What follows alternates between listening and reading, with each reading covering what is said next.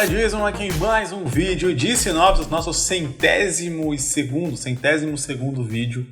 Aqui temos uma tonelada de vídeos de sinopse, então se você veio aqui através dos cortes ou caiu nesse vídeo aqui de paraquedas no canal, saiba que tem muito conteúdo aqui para você que gosta de criar histórias, gosta de fazer mangá. Aqui a gente fala sobre criação e desenvolvimento de histórias de um modo geral, né? Então não é necessariamente só pessoas que vão fazer mangá especificamente.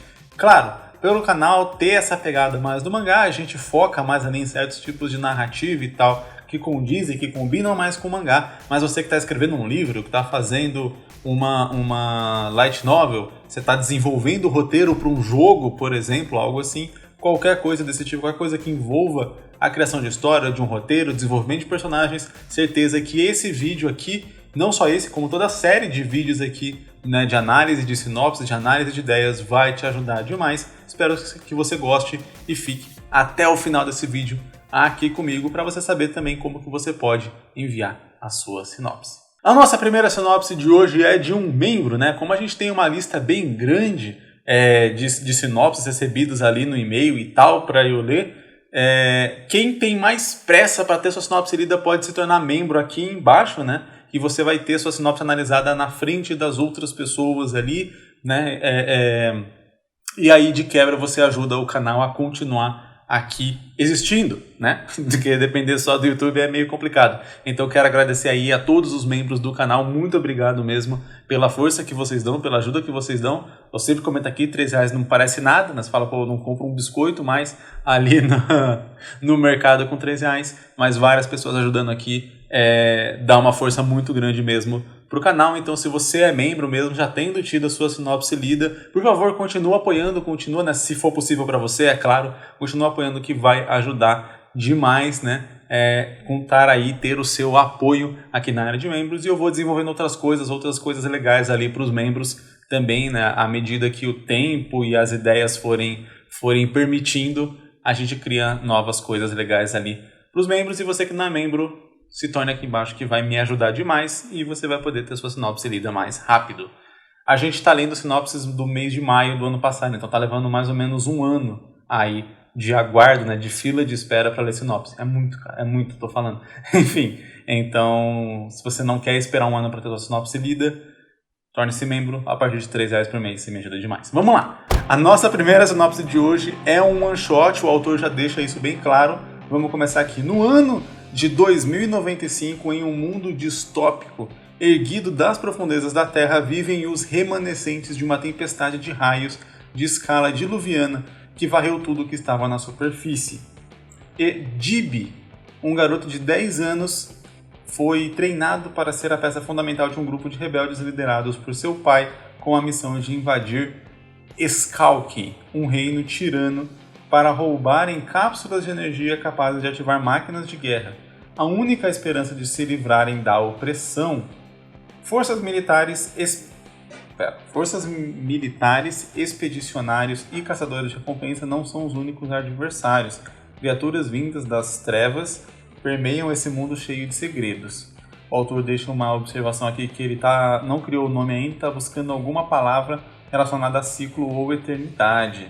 E ele pede, né, nossa sugestão. Vou ver se eu penso aqui em alguma coisa com base nessa história, mas fique à vontade aí você também para sugerir aqui embaixo. Comenta aí, sei lá, sugestão de título para a primeira sinopse. Coloca aí um título que você acha que vai ficar legal. O autor provavelmente vai ler isso daqui, vai ler seu comentário e você pode ajudar ele a nomear o mangá dele. Então tá. Isso se passa no nosso mundo, só que no futuro, né? Porque deixou claro que era no ano de 2095. Fala em um mundo distópico. Eu acho que é essa a intenção de que nosso mundo caiu ali. E aí você tem todo esse lance de uma tirania muito grande, talvez um império quase que mundial, ou pelo menos no país ali onde o Gibi e os outros protagonistas estão situados, né? E o lance deles, pelo que eu entendi, é pegar energia, roubar energia para ressuscitar, digamos assim, um exército de máquinas que vai ser capaz de enfrentar o exército ali desse reino tirano, e aí vai trazer, sei lá, liberdade para os povos, etc., ou algo assim. Considerando que o autor fala aqui que tem criaturas vindo das trevas, que tem outras coisas ali que vamos dizer assim, permeiam os perigos desse mundo, da história, eu acho que poderia ter um certo nível de reviravolta ali interessante. Então, assim, os personagens, eles se sentem meio que...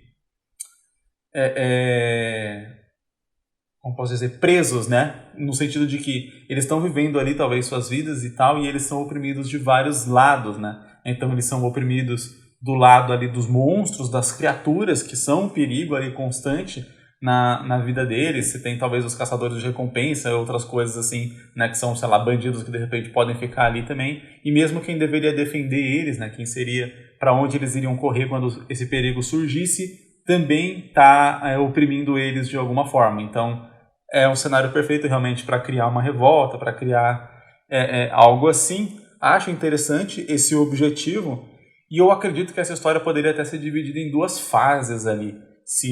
Né, eu sempre comento e falo aqui sobre como a gente pode e deve fazer histórias menores. Tem um detalhe aqui agora que eu lembrei, o autor comentou aqui que é um one shot a história dele.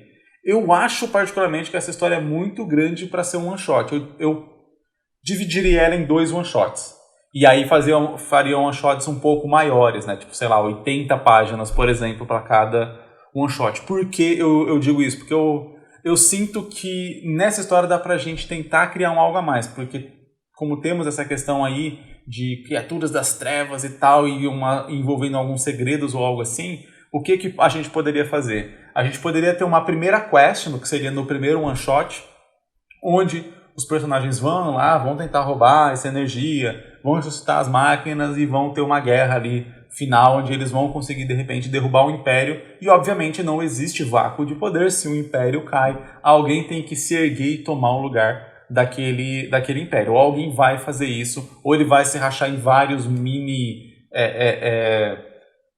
sei lá, mini reinados, monarquias, etc. Vai se dividir de alguma forma, mas sempre vai ter alguém que vai estar governando ali acima das outras pessoas. E aí eu não sei qual que é o objetivo aqui da história. Mas vamos supor que seja realmente que o pai do Gibi entre no lugar, por exemplo, ali do antigo imperador, e aí ele começa a tentar fazer um reinado menos tirano. A gente pode acabar descobrindo, quando ele chega nessa posição, tipo, ou sei lá, terminar aí, como se fosse realmente um final positivo, né? Primeiro one shot termina aí, a gente tem toda a jornada e tal do personagem até chegar nesse ponto, conseguir vencer ali o exército do rei, conseguir depor o rei e conseguir erguer o pai do Gibi, por exemplo, como o novo imperador, falando rei, o novo imperador ali. Então, se bem que ele fala um reino tirano, né? Então pode ser rei mesmo.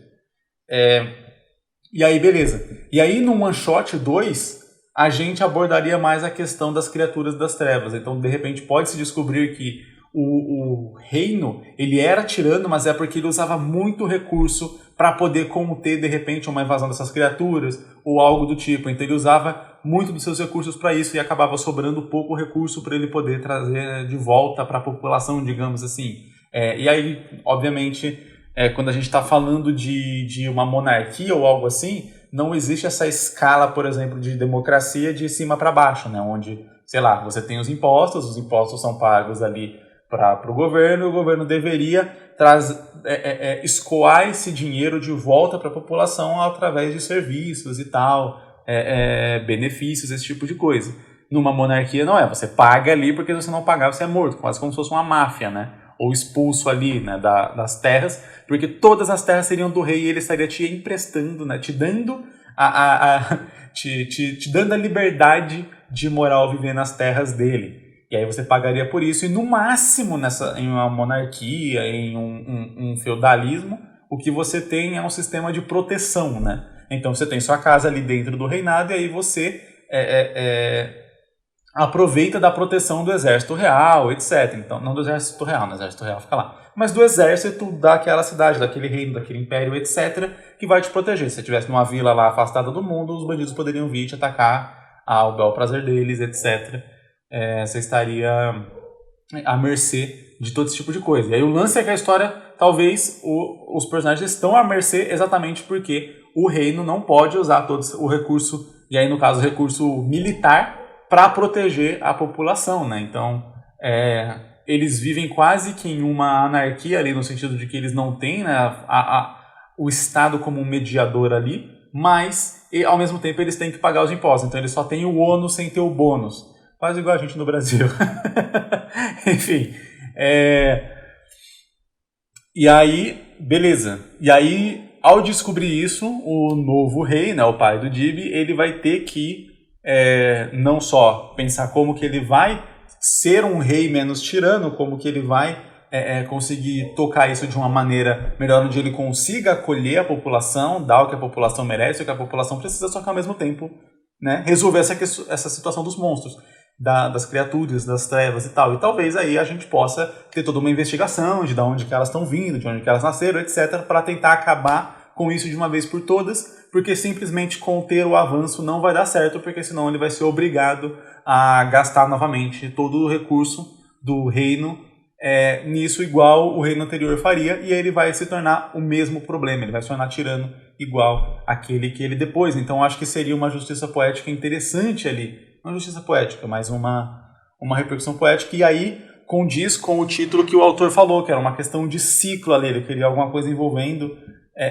ciclo ou eternidade, e faz sentido esse lance de ciclo, no sentido de que você tinha um rei tirano, e aí quando a pessoa nova sobe lá, ela descobre que não é que ele era 100% tirano, sem sentimentos ou coisa do tipo, mas é que ele estava defendendo a população de algo muito pior. Então ele fala, vamos dizer assim, a população ser atacada pelos bandidos ou por uma ou outra criatura menor é menos danoso para ela própria do que aquilo que eu estou contendo, do que aquilo que eu estou enfrentando de verdade, e onde eu estou gastando os recursos que eu colho da própria população. Então dá para, vamos dizer assim, entender mais ou menos o lado dele. É a pessoa que chega lá, acaba por ser vista também como um tirano, porque ela se depara com o mesmo problema. E aí o lance é como que vai quebrar esse ciclo, como que vai quebrar essa situação para que o reinado possa ser positivo para todos, né?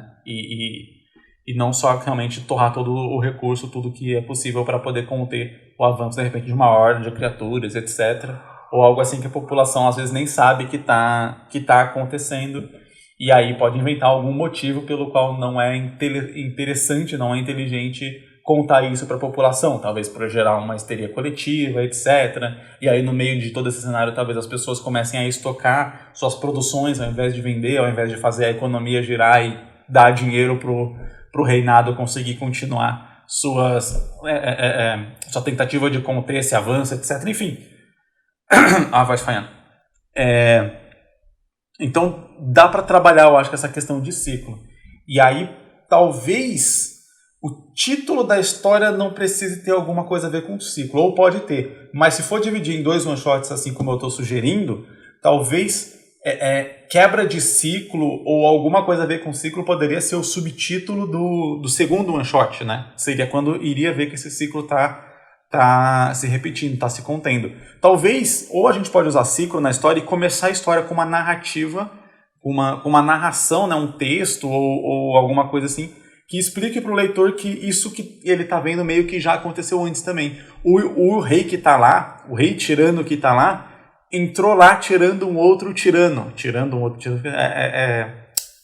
substituindo um outro rei tirano. Então isso já aconteceu, e talvez o nome da história possa ser o fim de um ciclo, ou a quebra de um ciclo, ou alguma coisa do tipo. Porque daí vai parecer, no primeiro one shot, vai parecer que a quebra do ciclo é você ter vários reis entrando e se tornando tiranos, e aí vai entrar um novo rei que não vai ser um tirano.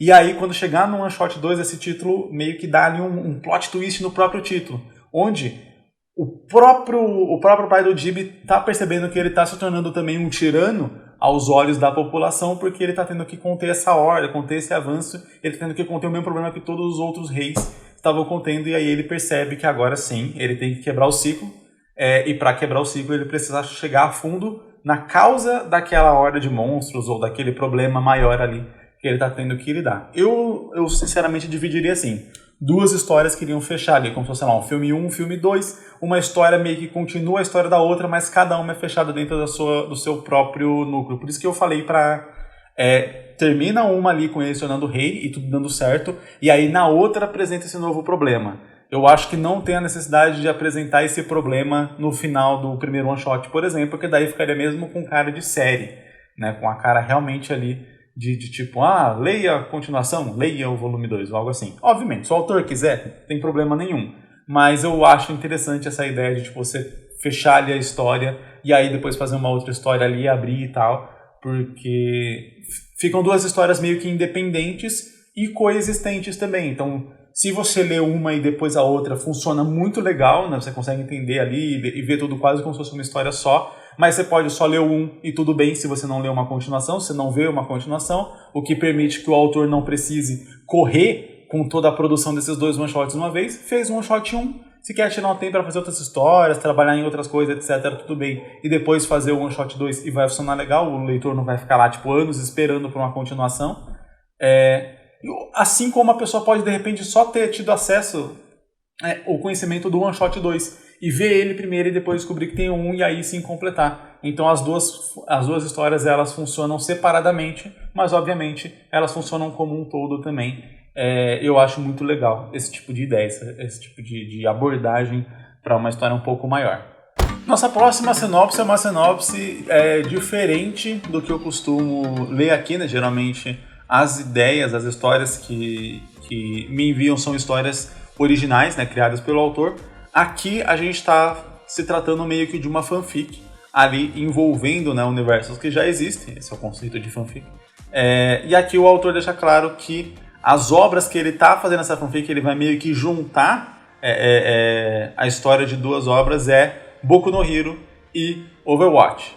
Eu não joguei Overwatch, né, ele não tem o estilo de jogo que eu gosto muito, e eu assisti muito pouco Boku no Hero, então eu não sei se eu vou ter propriedade para falar muito aqui, mas enfim, a gente fala sobre criação de história de um modo geral aqui. Talvez eu não vou entrar nos pormenores que essas obras têm que poderiam ser abordadas ou que poderiam ser trazidas ou coisa do tipo. Vamos focar realmente no desenvolvimento de uma história de modo mais genérico, já que eu não, né, como eu disse, eu não tenho conhecimento das obras envolvidas. Vamos lá. O terror é inconsistente quando estranhas anomalias dimensionais começam a surgir do nada, trazendo elementos e criaturas de outros universos. O mundo de My Hero Academia, eu não sei como é que fala isso em inglês, ficou de cabeça para baixo.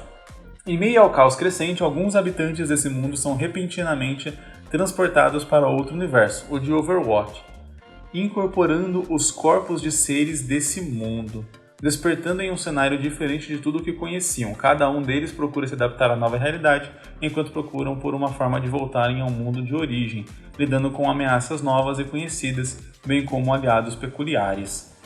Eu não tenho uma ideia muito do que realmente, de fato, vai acontecer ao longo da história. O autor fala aqui que ele já sabe mais ou menos o começo e o final, e ele tem dúvidas sobre como fazer o meio, né?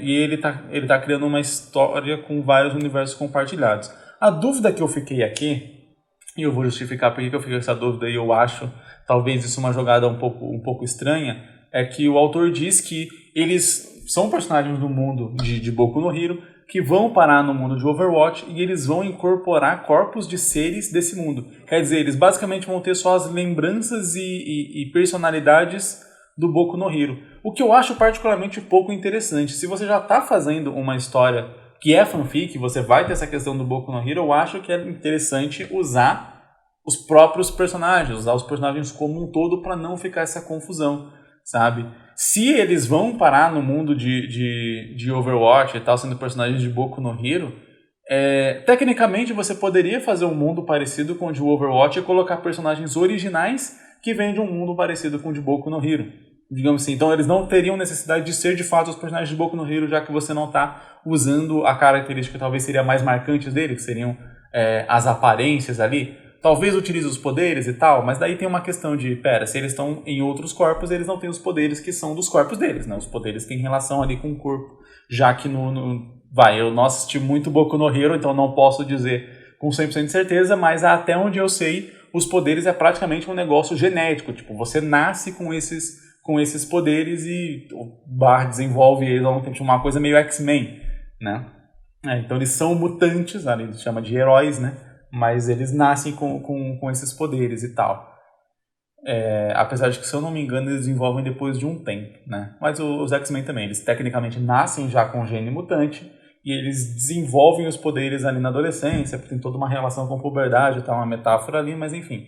Isso não vem ao caso nesse momento. O que eu quero dizer é, se a gente vai ter corpos diferentes para os personagens, a gente vai estar num mundo diferente, por que eles têm que ser os personagens de Boku no Hero, sabe? Existe uma necessidade narrativa mesmo de eles serem os personagens de Boku no Hero? Porque a princípio aqui, né, só analisando a sinopse assim superficialmente, já que ela não fala, ela fala mais sobre o universo que está sendo construído do que sobre o que a gente vai acompanhar de fato, eu não sinto essa necessidade. Claro, se você for usar os personagens de Boku no Hero, com os corpos de Boku no Hero e tal, e tratando coisas assim, beleza, tudo bem, fica a fanfic ali, fica um negócio, fica interessante colocar eles no mundo de Overwatch. Vamos imaginar, por exemplo, um jogo, né, você tem um jogo lá Multiversus, né, que pega vários personagens famosos de várias franquias. Como que fala? O Fortnite também virou isso, né? Ele virou um festival ali de crossover de 1 milhão de franquia. Imagina que no Fortnite você fala lá, vai chegar o Naruto, eu sei que ele já tá, mas vai chegar o Naruto dentro do Fortnite. E aí, na verdade, ele vai ter a aparência de um personagem normal de Fortnite, ele só vai falar que nem o Naruto. E vai ter frases com referências a Naruto. Tenho certeza que a maioria dos fãs ali e quem joga ia falar, nossa, mas se era pra fazer isso, então não faz o Naruto, né, cara? Tipo, o que a gente quer ali é ver o Naruto nessa situação, é jogar com o Naruto. E aí eu sinto a mesma coisa aqui dentro dessa história. O lance dos corpos, pra mim, ficou meio estranho. E aí, se todo mundo que vai parar no mundo de Overwatch, ele vai ficar com corpos de personagens de Overwatch, por exemplo, precisava fazer personagens de outro universo? Precisa ter essa questão? Ou vai virar só uma fanfic de Overwatch com personagens com personalidades um pouco diferentes, sabe? Eu fico bem nessa dúvida mesmo. Eu não vou conseguir aqui falar exatamente sobre a principal dúvida aqui do autor, que era como desenvolver o meio, né, dessa história, já que ele tem o começo e o final, porque beleza, o começo a gente tem personagens de Boku no Hero vão parar no mundo de Overwatch, no grupo de personagens de Overwatch. E aí eles querem voltar para o mundo deles. Mas a gente não tem uma noção do que eles precisam fazer para voltar para o mundo, a gente não tem uma noção de nada, a gente tá perdido igual os personagens. Então a ideia seria o quê? Eu não sei como é que é o mundo de Overwatch, eu não sei se a mecânica do jogo ela tá embutida dentro da lore do mundo, ou se ela é só uma questão de gameplay. O que eu quero dizer? A gente tem alguns jogos de luta que é só, tipo, os personagens se encontram e lutam e é isso. E a gente tem jogos de luta, por exemplo, onde você, por exemplo, Mortal Kombat. Mortal Kombat é um torneio que acontece entre universos, entre mundos diferentes, realidades, dimensões diferentes, e junta ali campeões de cada uma dessas dimensões para lutar no Mortal Kombat. Então você tem toda uma lore que justifica ali ter uma luta, né? Ter um torneio ali para você no jogo ter só o jogo de luta. Eu não sei se no Overwatch você tem tipo um lance, aqui é uma competição, é tipo as Olimpíadas do mundo de Overwatch, onde junta várias dessas pessoas e eles vão ali fazer as missões onde um vai ficar atirando no outro, sabe? Não sei se existe alguma coisa na lore do mundo nesse sentido que justifica a própria jogabilidade. Ou tipo, tem a lore lá das histórias que acontecem e a jogabilidade é só a jogabilidade. Eu acho que no caso de League of Legends, que eu também nunca joguei e tal, então não tenho conhecimento nenhum da lore de nada, eu acho que esse é um pouco o caso do League of Legends, né? Cada personagem tem sua história, tem as coisas que acontecem no mundo, e não é que exista realmente aquele cenário ali, toda aquela questão de como funciona o próprio jogo do LoL, né? Ele está embutido dentro dessa lore, dentro dessa história, onde todos os personagens, em algum determinado momento da história de vida deles, eles vão para um campo ali, e aí nesse campo tem aquelas criaturas, tem aquelas questões e tal. Eu acho que não tá, mas novamente posso estar falando besteira porque eu não sei. E aí o que eu quero dizer vai ter a necessidade desses personagens terem de lutar do mesmo modo que tem na gameplay de Overwatch? Ou vai ser só uma questão realmente mais envolvendo a lore, o mundo, algo assim? Porque daí o que eu diria é que os personagens vão ter que fazer o quê? Investigar esse mundo novo, entender como que eles vieram para lá. Então o lance é você ir jogando pistas que eles vão descobrir. Então conversa com uma pessoa que já chegou lá há mais tempo, essa pessoa conhece alguém que talvez sabe o que aconteceu, e aí vai indo de um canto a outro tentando descobrir como, porque o objetivo é voltar para casa, Então, beleza, pra gente voltar pra casa, o que a gente precisa saber? A gente precisa saber como que a gente veio. Então, descobrir como que veio, descobrir se tem uma forma de voltar, e aí a partir daí entender qual que é a forma e realizar essa forma. Por exemplo, a forma de voltar é vencer a partida, por exemplo. Então, quem vence a partida volta pro mundo. Então, eles vão lá, vão montar o time, etc. Tal, e vão tentar vencer a partida para voltar pro mundo.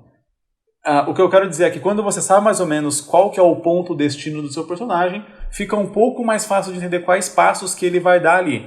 Não se torna mais fácil você entender o que você como roteirista tem que jogar para ele poder seguir aquele caminho, né? Então o que eu quero dizer nesse sentido é, a gente sabe que uma vez que o personagem ele quer voltar, ele tem que procurar informações de como que ele faz para voltar. E aí a sua missão como narrador dessa história, como autor dessa história, é dar as pistas que ele precisa de maneira natural, orgânica na história ali, que ele precisa para chegar mais perto de como que ele faz para voltar. Então você precisa saber como que ele faz para voltar, quem tem essas informações e onde que esses personagens que têm essas informações vão estar dispostos na história, né? Então, esse personagem ele tá fazendo isso, isso e aquilo. Então o protagonista tem que chegar até ele, mas para chegar até ele precisa saber essa direção. Para saber essa direção, ele precisa de repente conversar com alguém que sabe que esse personagem está ali. Por que esse personagem sabe que aquele personagem está ali? E aí você vai respondendo essas perguntas e à medida que você vai respondendo elas, a sua história vai fazendo um pouco mais sentido. Algumas histórias acabam ficando com aquele roteiro meio fajuto e tal, algo assim, porque o autor só pensa, o personagem ele tem que fazer e ir daqui até lá. E aí parece que é como se no roteiro, narrativamente falando, abrisse-se uma estrada de ouro e estendesse-se um tapete vermelho para o personagem só ir em direção ao objetivo dele. E a ideia é que o próprio personagem vá buscando aquilo, sabe? É a diferença entre, por exemplo, você tá com vontade de comer um pão e aí você olha para frente e tem uma padaria. Isso seria um roteirista ruim, colocou a padaria ali. Agora vamos lá, numa história mais bem construída. Você tá com vontade de comer um pão, o que você vai pensar? Pô, preciso saber onde é que tem uma padaria. Vamos imaginar que você não tem um celular, não tem alguma coisa assim que você vai fazer. Você vai parar para a pessoa da rua e vai perguntar: sabe onde é que tem uma padaria por aqui? Aí a pessoa fala: pô, eu não sei, mas o tiozinho daquele bar talvez saiba. Aí beleza, você vai até o bar e fala: oi tiozinho do bar, sabe onde é que tem uma padaria por aqui? Aí ele fala: ó, você desce a rua, virando à esquerda, não sei o que, do mais, atravessa, tem uma padaria. E aí você começa a sua jornada em busca do pão. E aí você chega lá na padaria, por exemplo, e a padaria está fechada. Agora você tem que recomeçar sua jornada, seu plano foi frustrado, seu plano não deu certo, e aí você tem que recomeçar sua jornada em busca do pão sagrado novamente. Então, para a pessoa na rua, ou em alguns casos, agora que ele andou até ali, de repente ele pode lembrar que ele viu um folheto de alguma coisa, e aí isso pode lembrar, talvez ali tenha então uma padaria, alguma coisa do tipo. E aí ele vai até lá, sabe? Aí, por exemplo, novamente, num roteiro ruim, o personagem chegou ali na frente da padaria e aí ele falou, pô, não sei mais o que fazer. Aí chega alguém e fala, não, eu ouvi você falando que queria comer pão, eu sei onde tem uma padaria, não sei o que, sabe? Surge algum elemento de sorte do nada para poder colocar o protagonista de volta nos trilhos. Num roteiro mais bem trabalhado, o protagonista iria se virar para novamente achar alguma coisa. Se essa coisa fosse alguma dica já colocada na própria história, melhor. Como eu disse, de repente ele viu um cartaz, não um cartaz que diga padaria aqui, seria muito óbvio, mas um cartaz que diga alguma coisa, algum indício de que ali poderia ter uma padaria, sei lá, hotel com café da manhã, por exemplo. E aí ele vai atrás do hotel, porque, enfim, ou ele só vê um cartaz de hotel e ele fala, geralmente hotéis oferecem café da manhã, então lá deve ter pão, então vou em direção a esse hotel. Aí ele pode voltar para procurar o cartazinho que ele viu e aí, de repente, passa um caminhão, o cartaz voa e ele tem que ir atrás da porcaria do cartaz. E aí você vai colocando essas dificuldades para o protagonista chegar no objetivo dele, mas sabendo que ele vai chegar. Uma hora ele vai ir atrás, chegar, conseguir pegar o cartaz, vai até o hotel e aí vai comer o seu pão, por exemplo, ou algo do tipo. Ou vai dar alguma coisa errada de novo. Ele vai pegar o cartaz caiu na água. Quando ele retira o cartaz da água, o endereço está borrado, ele não sabe mais onde é o hotel. Vamos ter que perguntar para as pessoas onde que fica esse hotel para ele poder ir lá ver se oferecem café da manhã.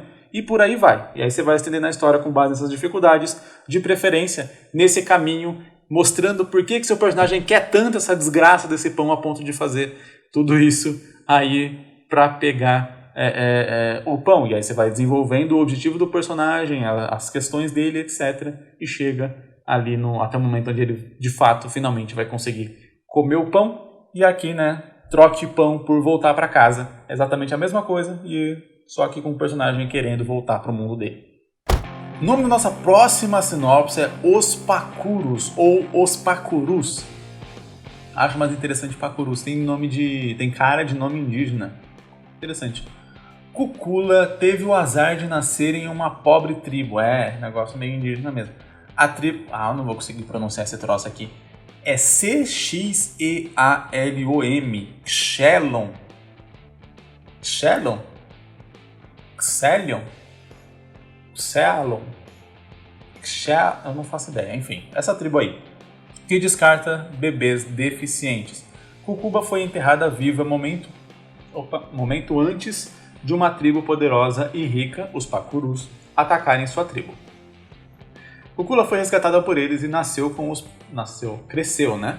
Com os Pacurus se tornando uma grande guerreira. Seu objetivo é agir a favor dos Pacurus nas conquistas de outras tribos e se vingar dos Xelon. A deficiência de Kukuba era nas suas pernas, que eram tortas, mas os Pacurus resolveram o problema. Esqueci de incluir na sinopse, mas posso incluir depois. Ok.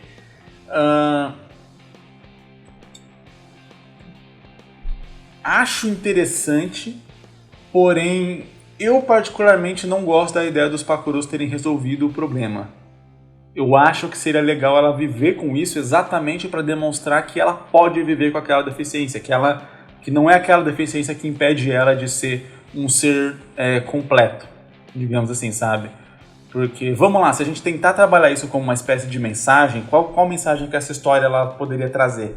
Que mesmo que você tenha nascido com alguma deficiência, com alguma coisa que você não tem ali, isso não vai te impedir de ter uma vida feliz, de ter pessoas que te amam, de amar outras pessoas, de ser útil para a sociedade e coisas do tipo. Que é exatamente o que essas tribos, ou que nem civilizações antigas, etc., né, que faz essa questão de matar ali bebês, deficientes e coisa do tipo, pensa que, tipo, não, ele nasceu com uma deficiência, então ele não é... Ou tem uma questão religiosa, às vezes, envolvida, de que não é digno, não...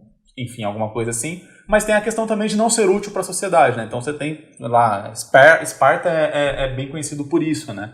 E aí o lance deles é que todo mundo tinha que ser guerreiro. Então se você não pode ser um guerreiro, então logo você é descartável. Você não serve ali para a sociedade espartana. Aqui poderia ser a mesma coisa. A partir do momento que essa questão dela, que essa peculiaridade dela é resolvida, parece que eles estavam relativamente certos, do tipo, tá, mas é que a gente não sabe resolver, então você realmente é inútil. Você só se tornou útil porque resolveram o seu problema, sabe? É um negócio complicado. Tipo assim, vamos imaginar na nossa própria sociedade, né? Uma pessoa é cega, e a pessoa ia ser descartada, por exemplo. Aí chega alguém e cura a cegueira dela, agora ela não é mais descartada. Parece tipo, ok, então todo mundo que é cego deve ser descartável? Fica uma mensagem ali contraditória. O que eu acho que eu poderia fazer aqui talvez as pernas iriam fazer realmente um elemento muito complicado para a personagem, para a gente desenvolver a personagem. Talvez o braço, talvez alguma coisa desse tipo, né? Para que a gente consiga ainda trabalhar com ela sendo uma grande guerreira ali dessa tribo. Eu acho que realmente as pernas ia ser uma parada complicada. Mas, por exemplo, se ela tivesse os braços tortos, ou os braços com algum defeito de mobilidade ou algo assim, e aí, sei lá, ou ela nasceu sem mão, enfim, alguma coisa ali que ainda permita com que ela lute, porque vamos lá, se ela nasceu ela não tem os braços, vamos supor que ela não tem os braços, dá pra fazer um design maneiro e tacar umas espadas na perna dessa mulher e fazer ela lutar uma capoeira maravilhosa ali, cara, dando um chutão e tendo umas espadas na perna, ia ficar da hora pra caramba. Ou, novamente, o braço dela é torto ou algo assim, sabe? É deformado de alguma forma, também dá pra fazer a mesma coisa. Não é porque a pessoa não tem a mão ou algo assim, dá pra amarrar a faca ali e ela usar ali como se fosse o baraca, vai ficar top do mesmo jeito. Então daria pra fazer alguma coisa assim. E aí o lance de ela realmente conviver com isso iria funcionar. Ou ela ser cega mesmo, ou algo desse tipo. Poderia funcionar também, sabe? Nasceu sem os olhos, enfim, deficiência sem os olhos. Aí vai da criatividade do autor de como que pode superar as deficiências que a personagem tem, tornando ela ainda uma guerreira com essa deficiência. Mas eu acho que aqui nessa história é imprescindível que ela mantenha a deficiência para que a mensagem certa seja passada, senão corre-se o risco de acreditar que os Kshaar não estavam certos. E aí, esse lance de o objetivo delas é agir a favor dos Pakurus, ok, ela já está fazendo isso, então não é como se fosse um objetivo, mas talvez uma convicção que ela tenha de que eles são pessoas boas e que deve haver. E aí o lance é se vingar dos Kshelon. Eu gostaria de colocar alguma coisa talvez mais pontual ali. Talvez. Não sei agora o que. Tá vindo algumas coisas aqui na mente, mas tô pensando o que daria para colocar para que não fosse só esse negócio de tipo, eu quero invadir ali a vila e, sei lá, matar todo mundo ou algo assim, ou eu quero acabar com essa prática e tal. Talvez, é uma coisa que eu acho que possa ser mais direta, mais específica ali. Não só ela quer, dominar os Kshaar, ela quer acabar com essa prática, e aí para acabar com essa prática o que ela vai fazer é exatamente lutar ela mano a mano com o chefe da vila. Então, aí pode-se criar, dentro do contexto da história, a mitologia de que o chefe da vila seria o bebê nascido mais perfeito. Então, o bebê abençoado por Deus, sem defeitos nenhum, né, sem nada, sem uma pinta no corpo, sem nada, é o ser perfeito, é eleito como chefe da tribo. Então, uma defeituosa, do ponto de vista da tribo, né, como eles falariam, uma defeituosa, vencer ali, né, enfrentar e conseguir vencer o chefe da vila seria algo ali, tipo, um nível absurdo, seria completamente fora da crença dele, seria uma coisa que realmente iria abalar completamente o Estado ali, e não é algo que precisaria, por exemplo, dela meter uma faca na garganta de cada cidadão desse negócio, sabe? Eu acho que seria um objetivo mais nobre e a gente conseguiria fazer algo mais específico. E aí pode ter essa relação de o próprio chefe que tinha enterrado ela viva, ou não sei o quê, e trabalhar essa questão de como o chefe é cultuado lá e como tem essa cultura lá para que a gente consiga comprar a ideia dele como um vilão e a ideia de que as pessoas da vila realmente acreditam nisso, da tribo realmente acreditam nisso, e aí a personagem tem esse objetivo mais específico, porque aí fica uma coisa muito mais direta, de chegar lá e desafiar. E aí pode-se trabalhar exatamente em como ela está treinando para isso, treinando para ser a melhor possível, como ela acabou se tornando uma grande guerreira, porque ela tem esse objetivo direto de não é só chegar lá na vila e conquistar, não é só chegar lá na vila com um monte de gente fodona, ou gente fodona vai conquistar ela, não precisa de repente nem fazer nada, mas sim falar, vocês não vão interferir, se for para eu morrer, eu vou morrer, mas eu vou enfrentar ele, mano a mano, eu e ele, na porrada franca, 5 minutos, sabe? Ela ir e conseguir derrotar ele na frente da vila para provar para a vila que não é por ela ser defeituosa, né? Que ela é uma inútil, que ela não serve para nada, mas que ela realmente pode ainda ser alguma coisa. E aí por isso que eu digo que tem que ser algo que mantenha essa possibilidade dela ser uma grande guerreira e que ela não chegue lá perfeitinha, porque, novamente, se ela chega lá com a toda curada, né? Enfim, com o problema dela resolvido, então não tem roteiro, não tem essa mensagem, a história não passa a mensagem, ela não consegue passar lá, e aí, novamente, a gente não precisa de nada disso da história, a gente pode só fazer uma história de vingança, qualquer, por exemplo, sabe? Eu acho que a peculiaridade dessa história pode ser exatamente trabalhar nessa mensagem de que, mesmo que você tenha alguma deficiência, algum problema, alguma falta de talento, qualquer coisa que pareça te colocar atrás das outras pessoas, isso não significa nada, isso não quer dizer nada, só quer dizer que aquilo ali existe no mundo e acabou, e você pode seguir seus sonhos, você pode seguir seus objetivos, você pode viver com sociedade, você pode fazer as suas coisas independente de qualquer coisa ali que tenha acontecido no seu nascimento ou algo desse tipo. Eu acho que a mensagem fica muito interessante e muito importante para várias pessoas, porque a gente está falando aqui sobre uma deficiência física direta, mas isso não quer dizer só necessariamente há deficiências físicas. Você pode falar sobre condição financeira, sobre várias outras coisas, sobre não ter talento para alguma coisa que você queira fazer, por exemplo, você gosta muito de futebol, mas você não tem talento de futebol, cara, você pode se esforçar, aprender a jogar e ser melhor do que muito jogador por aí, porque é possível, sabe? Isso não quer dizer nada, não quer dizer que você não possa fazer só porque você não tem um talento ali, ou porque você se sente atrás das pessoas por conta de qualquer característica que pareça inata sua, que pareça ter vindo com você. Eu acho que é uma mensagem muito importante, muito interessante que dá para ser colocada nesse mangá aqui. Nossa última sinopse de hoje também não tem título, então vamos partir para a leitura direta. Tudo acontece por uma razão. Suas ações e escolhas moldam seu destino. Porém, com Emma isso é diferente. Emma pra mim parece um nome feminino. Mas eu tinha batido o olho aqui na história já, aparentemente é um menino. Enfim. Alguém que mal sabe sua origem e que por uma história de um passado muito distante verá sua vida e seus amigos perderem a paz e a alegria. Com uma vida dupla dividida entre um aluno normal e um espião assassino de uma organização secreta, verá que eles são importantes em risco. Seu destino é esse ou algo está fora do lugar. Ele só pode descobrir vivendo e moldando seu destino. Acho interessante essa ideia de destino e principalmente que não parece uma história que apela para um destino sobrenatural nesse sentido. Talvez, o que a gente pode fazer, já que a história foca muito nessa questão de destino? A gente pode colocar uma... trabalhando o destino como tema da história, eu sempre comento isso. Quando a gente define o tema da história, a gente consegue definir mais ou menos certos personagens que a gente pode ou precisa ter naquela história para que aquele tema seja abordado com um pouco mais de profundidade. Então vamos lá. O Emma pode ser um personagem que acredita que, sim, tudo suas ações e escolhas moldam seu destino. Apesar de que ele fala tudo acontece por uma razão, fica parecendo que existe destino.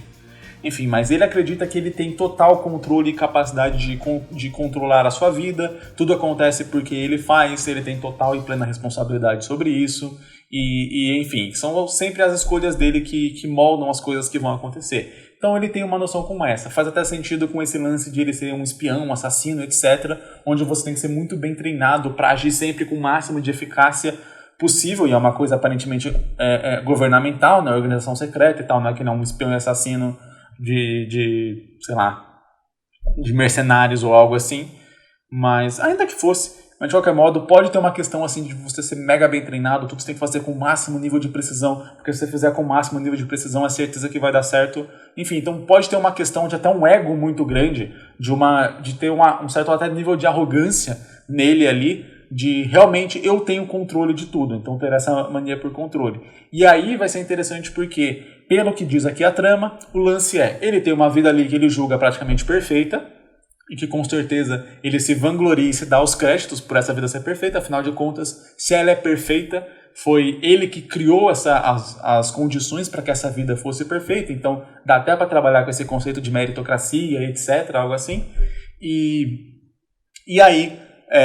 o lance que vai acontecer é que algo do passado, ou seja, algo que não envolve as ações dele diretamente, vai retornar e vai colocar essa vida perfeita que ele está vivendo ali em risco. Os amigos, as pessoas que ele ama, as pessoas próximas a ele em risco. E aí vai ser quando o personagem pode ter essa quebra de tipo, isso não pode estar acontecendo, foi o que eu fiz para que isso acontecesse. E aí ele não conseguir achar isso e ter uma quebra ali no próprio sistema de como ele vê ali o mundo, etc., porque isso está acontecendo sem ter uma ação direta, sem ser uma reação a uma ação dele, né? Sem ser ali uma consequência de uma ação dele, porque isso tem a ver, sei lá, com antes dele ter nascido, por exemplo. Pode ter a ver com família, pode ter a ver com alguma outra coisa, e aí ele acaba vendo essa questão de destino, de tipo, será que isso é meu destino? Será que então eu nunca tive controle de nada? E nesse sentido é onde pode ter a quebra psicológica do personagem, das crenças do personagem, onde ele vai ser obrigado a passar por cima dessa quebra e a amadurecer nesse processo para que ele consiga resolver, por exemplo, o problema principal da história. Então, o que eu faria seria exatamente isso.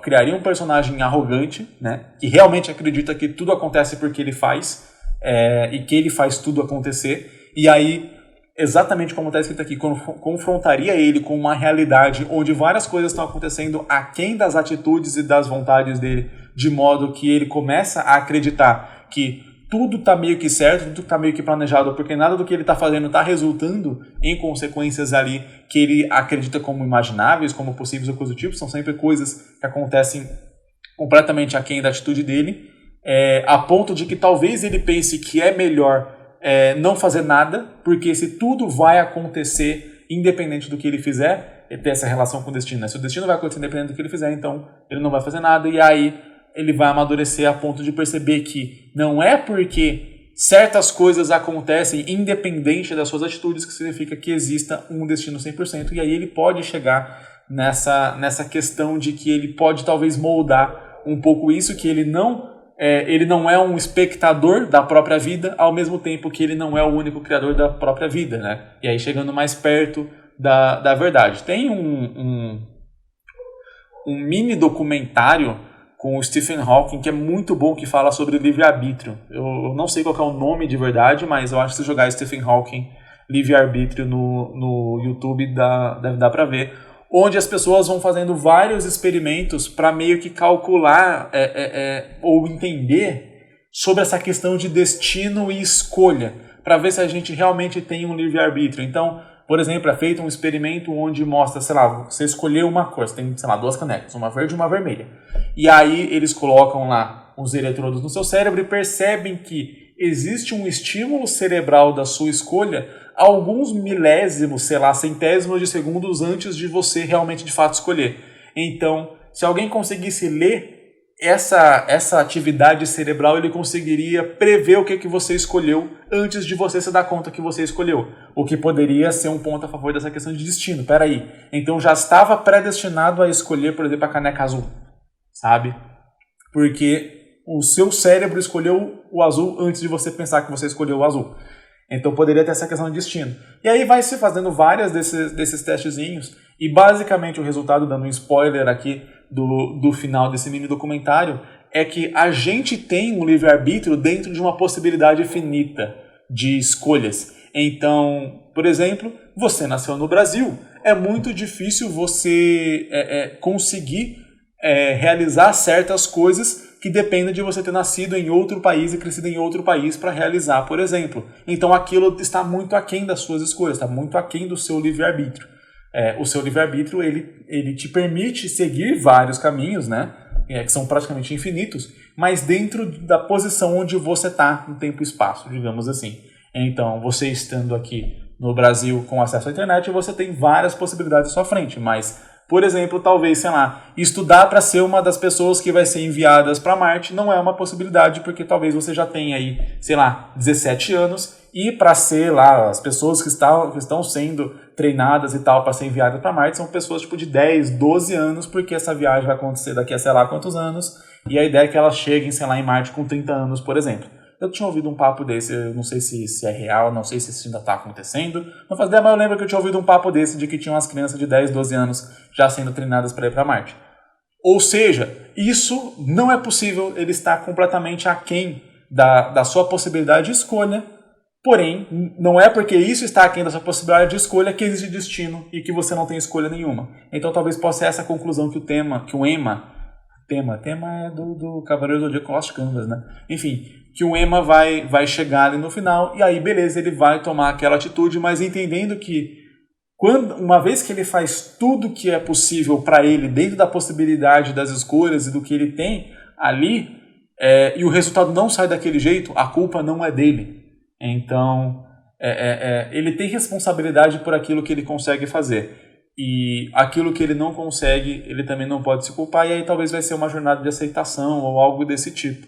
Pode ser que algum amigo dele morra por algo que não tem nada a ver com ele, e aí ele fica se sentindo culpado, como que ele poderia ter evitado aquilo, e no final da história, quando tiver toda essa conclusão, ele pode perceber que ele não tinha nenhuma forma de ter evitado aquilo, e ele simplesmente tem que aceitar o que aconteceu. Jornada de amadurecimento do personagem, que geralmente faz o leitor se conectar muito com o personagem e gostar muito dele. Não é algo fácil de fazer, mas quando bem feito, é tiro e queda para fazer um personagem muito memorável. E esse foi o vídeo de hoje, espero que você tenha gostado. Vejo você em um próximo vídeo, mas lembrando que se você quer enviar sua sinopse para mim, tem o processo aqui na descrição. Só assistir o vídeo, eu mostro lá, eu ensino como você pode fazer a sua sinopse e também mostro o passo a passo de como que você pode enviar ela aqui para esse quadro. Lembrando que se você tem mais pressa aí, quer começar já a fazer o seu mangá mais rápido, eu quero começar a fazer meu mangá daqui a um mês, Jason, então eu queria que você analisasse minha sinopse rápido. Se torna membro aqui do canal para ter sua sinopse lida mais rápido, e se você quer uma ajuda para fazer esse mangá, dá uma conferida no link aqui nos comentários e na descrição também, onde tem o meu curso de como fazer um mangá. Certeza que você vai gostar, porque lá eu abordo tudo o que você precisa saber, desde o momento da ideia até ter o seu mangá publicado e pronto aí para as pessoas lerem. Tem tudinho tudinho lá, link aqui na descrição para dar uma conferida. E é isso, novamente obrigado por ter assistido e por ter chegado até aqui, e eu vejo você no próximo vídeo.